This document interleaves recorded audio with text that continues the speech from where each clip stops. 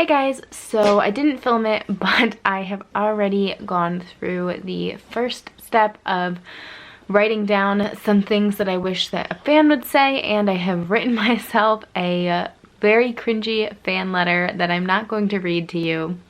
Maybe at the end I'll read you a little snippet of it, but right now I'm going to spend an hour today going into the my perfect book worksheets.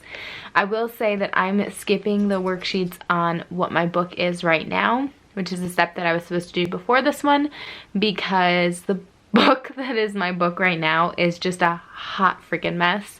And I don't even think that those worksheets will really help because so much of it has to be rewritten. So even like plot holes and things like that, it's all just not relevant, or it's not going to be relevant in the new draft. So I'm moving on to the pages about my perfect book, and I guess I will show a video montage of that and talk about it at the end. And if you've been hearing sounds while I film this clip,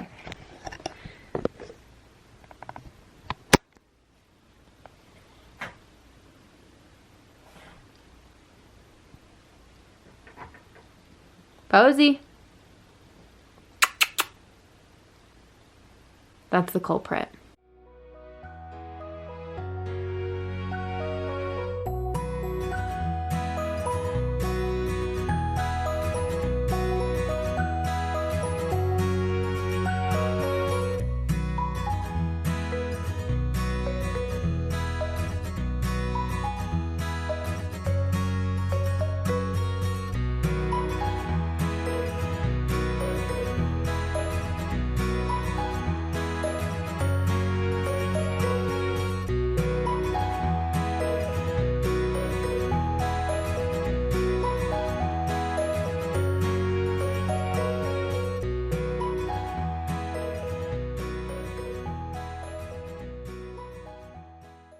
Hey guys, sorry about the weird lighting. It's pretty early here in the morning, but I'm here to wrap up lesson 3 of revising Valor.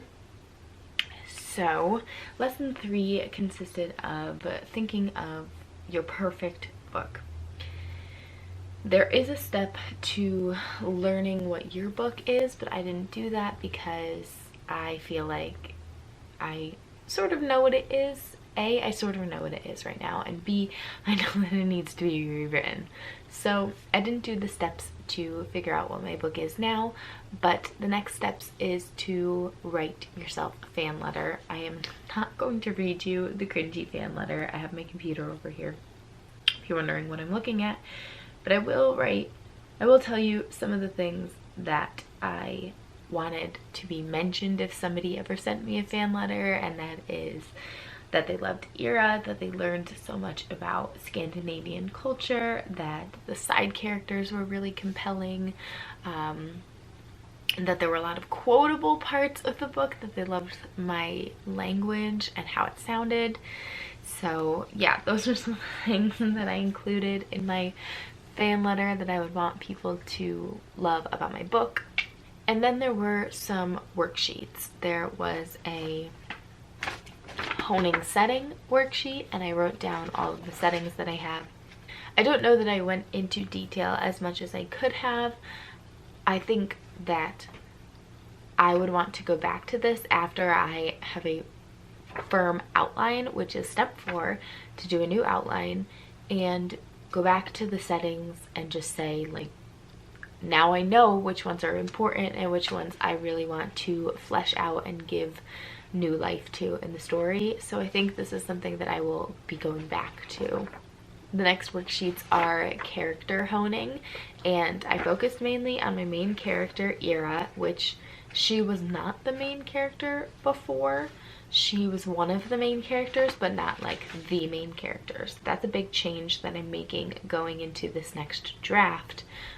But because of that, I think that I need to just work a lot on her motivations, why she's going into the story, why she's making the decisions that she makes. And again, that's more work that I think I need to do before the next step, but kind of during the next step as I plan out the trajectory of her story and what's going to happen to her, looking more at why she is making the decisions that she's making, why she's going the places that she's going, I think will all come with time, and wasn't something that I necessarily felt like this worksheet was going to teach me. And then we have the summarizing the perfect book, and this is just a couple of pages that kind of goes through what the plot of your book is, essentially. Your opening image, your inciting incident, the climax, the resolution, and this basically taught me that I don't know what Ira's story is in comparison to what Valor is as a whole. So my goal going into this next draft is to make it more of Ira's story and not just Valor and everybody's story, but to kind of hone in on her as the main character and have a couple of other side main characters, if that makes sense. Kind of like if you're looking at the Heroes of Olympus series by Rick Riordan, the main characters are Jason and Percy, in my opinion. But there's a whole bunch of other characters that we love and we hear from and we really care about. So for me, my main character in Valor is Ira, and my main character in Might is Hemming, but there's so many other people that are a part of their story and a part of their own stories within those books that are main characters in and of themselves, but the like ultimate main character are Ira and Hemming. So that's kind of how I've been writing these stories.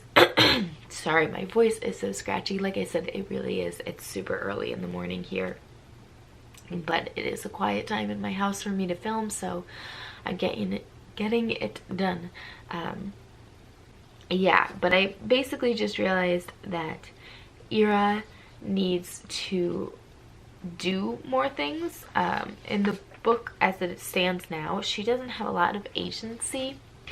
A lot of things happen to her and then she reacts to them, but we need to have her playing a more active role in her future, because that's how books work. Eventually you gain agency, you make your own decisions, and you suffer the consequences of them, be it good or bad. So moving into the outline, I know that that's something I really want to keep in mind, is that Ira should be making more decisions for herself and for her friends on the journey that she's on to decide where they're going next or what they're doing or how to speak to people. She should be making decisions. And also what I realized, which it's not that I realized it, I knew it going through the book, that there's no antagonist. And I don't know how far I can take the no antagonist. Like, could the antagonist be the patriarchy?